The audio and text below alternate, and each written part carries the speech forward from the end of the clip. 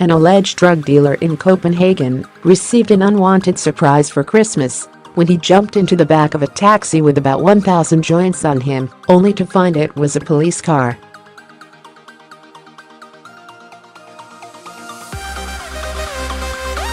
Danish police said the man was rushing home when he made the grave error.The mistake occurred in Christiana, a semi-autonomous district of the capital founded by hippies in the 1970s and known as a center for the drug trade.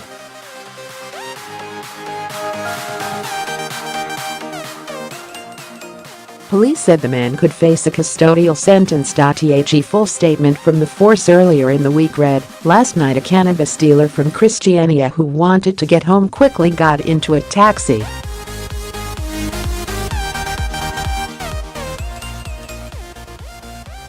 He received a big surprise when he realized it was actually a police car he was sitting in.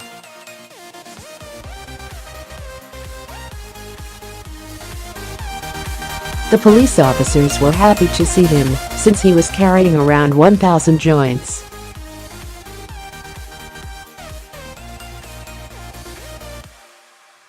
Cannabis is illegal in Denmark, with prohibitions on dealing, and possession.Police have carried out a number of raids in the Christiana district in recent months, mostly seeking out drug dealers rather than the other way around.